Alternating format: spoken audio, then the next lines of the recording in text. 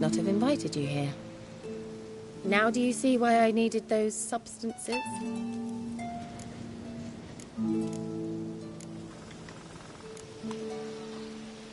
Beef and cinnamon and cloves, roasted capon with shallots. It was worth the trouble. Shall I pour the white or the... Dry red, but let it breathe a little first. Well, well, never took you for a wine connoisseur. Think witchers suck the marrow out of drowner bones and wash it down with puddle water? More or less. Well, we've chatted long enough on empty stomachs. Let's dig in. Must have cost you a small fortune. Sure you don't need me to pitch in? Please, I manage. You know, a dozen eggs here, a cock or gander there. Besides, my finances are about to improve. How, if you don't mind my asking? I mean, you'd think the only work to be had in Velen would be in farming. Very true. So, I've two options. I can either start cultivating turnips or leave. But that's not what I wish to discuss. Thank you once again, Geralt, for your help with the tower. You were fabulous. Not the first curse I've lifted. But among the most difficult, correct? What happened on that island? Why, I shiver at the thought. And the laboratory. I sincerely hope you burnt everything. The cages, the corpses, the papers.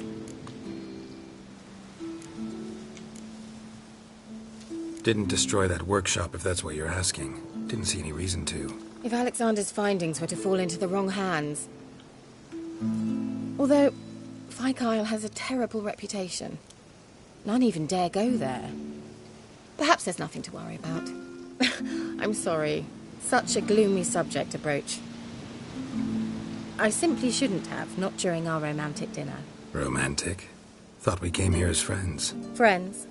With benefits. So...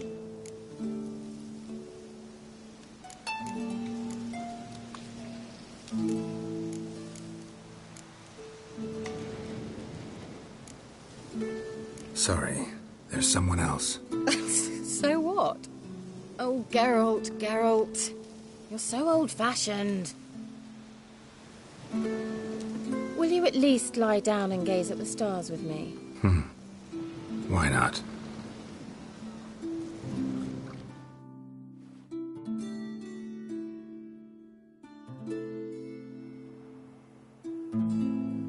Know what they call that constellation in Zerrikania?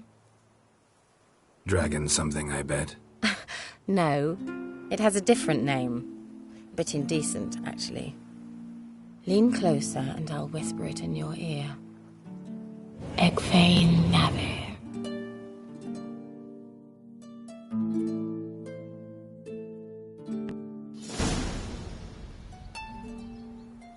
Kira? Where? Put me to sleep with a spell. Means she's up to something. Fikyle, the tower.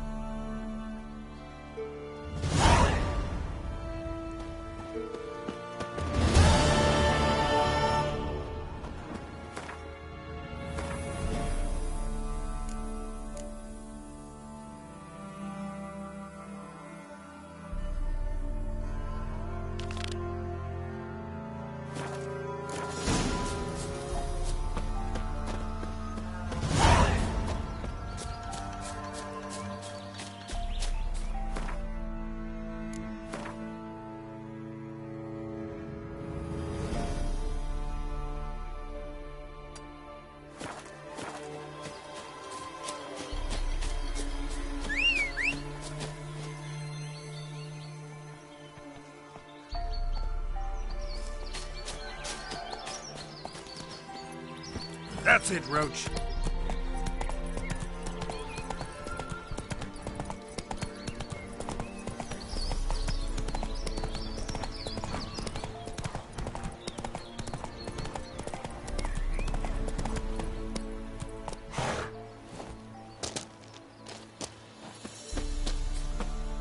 What are you doing here? What? The sun flying from the moon? We're making offerings to the All-God, clearly. You too can seek his aid. That's if you've got fitting offerings. He scorned ours, then cursed the old village.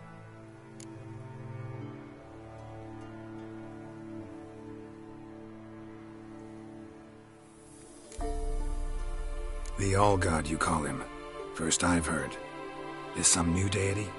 Nay, 'tis ancient, revered by our forefathers. They say it were like this. Roslav of Oriton came here to gather brushwood. Suddenly, for no reason, a bush burst into flame. Then, Roslav heard a voice from the ground, demanding offerings and obedience. We've been coming here since then, bearing gifts, in exchange for which the All-God watches over us, keeps us from evil. Mm-hmm. Plain to see that.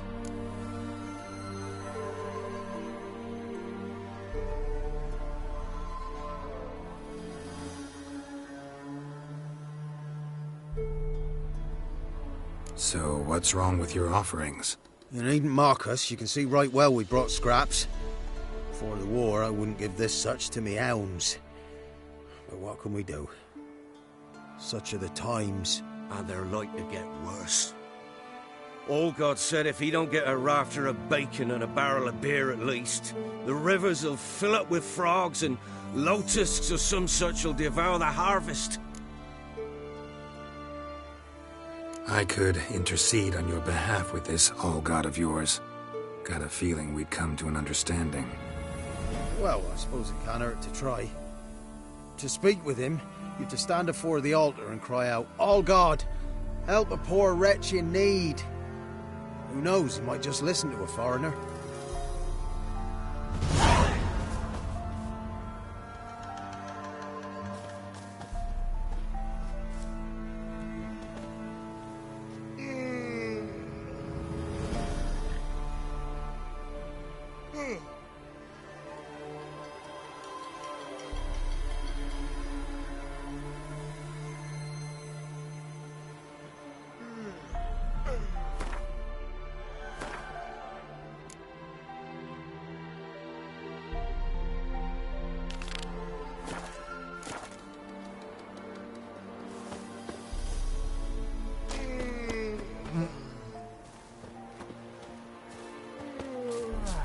Nahal in his eye. Ought to use it.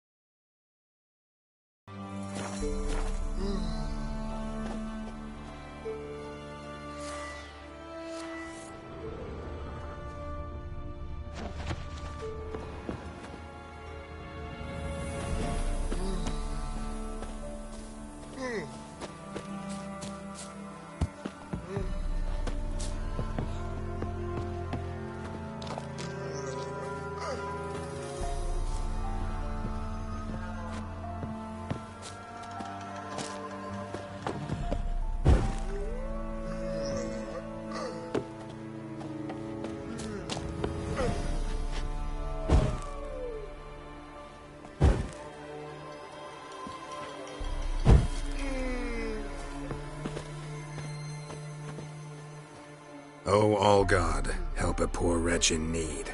Pretty please. How dare you disturb my divine rest, mortal? I dare disturb it because I want your divine self to lift the, curse you cast. Those peasants really don't have. They must bring worthy offerings or they shall face drought, driving hail, earthquakes, avalanches. I have spoken. Avalanches? Here? Huh. How would that work?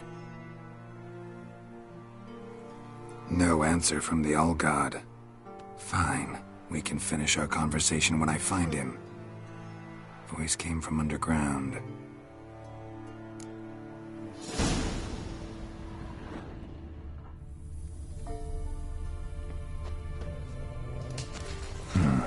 Wine.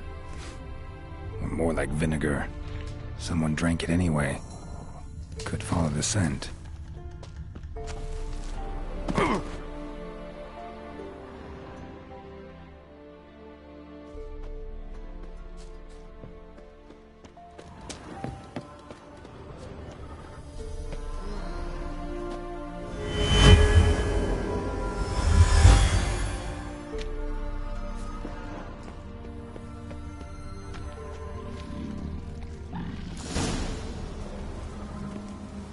What? Who dares disturb my divine being? Geralt of Rivia.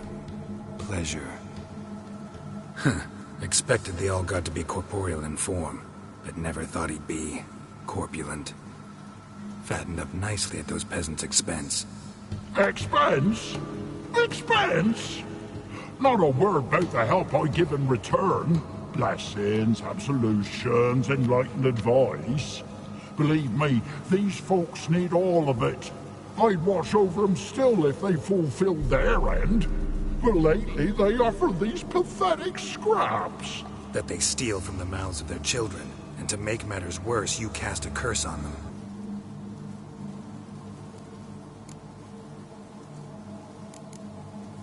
Been in this hole long? For a century or so. One winter I found shelter here. Built a fire so large the flames leapt through the crack, lit the bushes above. I coughed from the smoke, and suddenly heard a peasant. A voice out of nowhere, he called. A miracle. Thus, I became a god. Parasite, more like. Maybe so. But what of Freya and the Little then, Demanding prayers and offerings, given naught in return? I talk at least.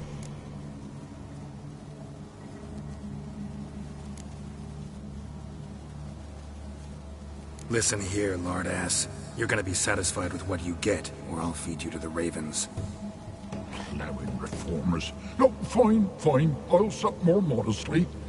But just till the end of the war, not one day longer.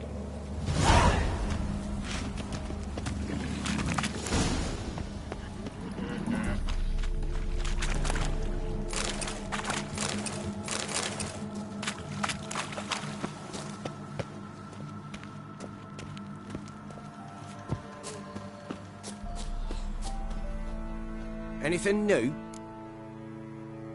Talk to your All-God, face to face. And? Will he show us mercy? He will. Promise to be pleased with whatever you bring.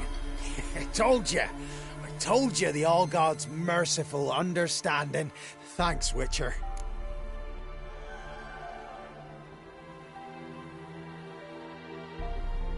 Oh, one last thing.